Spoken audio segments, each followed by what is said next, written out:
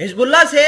اسرائیل کی فوج بالکل ڈری ہوئی ہے اور اسرائیل نے آج اپنی فوج کے اندر الرٹ بھی جاری کیا ہے۔ حسن نصر اللہ کے دماغ میں کیا چیز چل رہی ہے کوئی سمجھ نہیں سکتا۔ اسرائیل کے میڈیا نے یہ دعویٰ کر دیا ہے، اسرائیل کی سیکیورٹی اور ملٹری اسٹیبلشمنٹ کو سمجھ آ گئی ہے کہ کوئی بھی سید حسن نصر اللہ کے بارے میں اندازہ نہیں لگا سکتا کہ وہ کیا سوچ رہے ہیں۔ یہ اعتراف اسرائیل کے میڈیا نے خود کیا ہے۔ اطلاعات ہیں کہ یہودی سیکیورٹی اور ملٹری اسٹیبلشمنٹ اس بات پر قادر ہی نہیں کہ یہ صحیح طور پر سمجھ سکے کہ حزب اللہ کی پلاننگ کیا ہے، حزب اللہ کے سیکرٹری جنرل کیا سوچ رہے ہیں۔ رپورٹس کے مطابق اسرائیلی میڈیا نے خبر دی ہے کہ اسرائیل کی سیکیورٹی اور ملٹری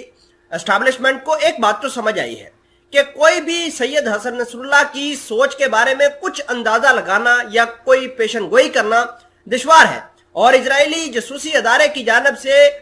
کی جانے والی ایسی ساری کوششیں اب تک ناکام ہوئی ہیں۔ رپورٹ کے مطابق حزب اللہ کے ساتھ اسرائیل کی کشیدگی بڑھ رہی ہے اور کارش کے بحری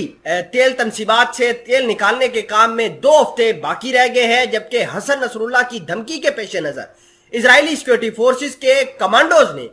آئیوو کھچائیوو نے الرٹ جاری کر دیا ہے۔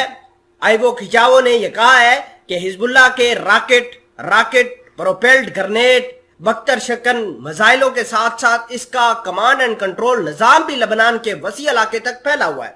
صہیونی میڈیا کے مطابق اسرائیل لبنان کے ساتھ کسی بھی معاہدے پر پہنچنے کے لیے بہت پر امید ہے، کیونکہ دونوں فریق اس بات کو سمجھتے ہیں کہ کشیدگی کا خاتمہ اسرائیل اور لبنان دونوں کے مفاد میں ہے۔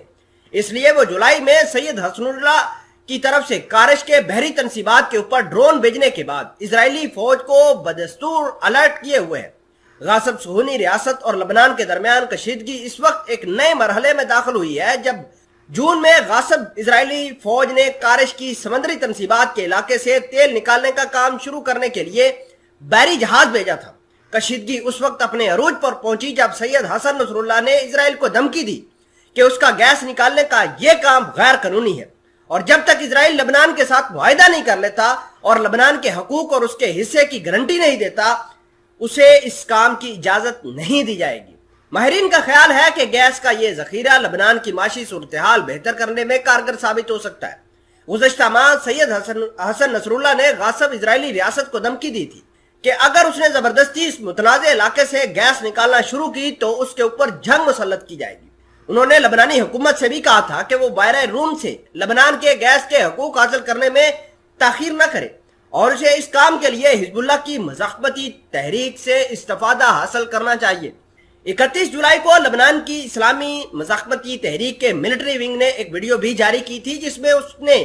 غاصب اسرائیلی کی طرف سے گیس نکالنے کی تنصیبات کو آرڈیننس دکھاتے ہوئے تل ابیب کو ایک واضح پیغام دیا تھا۔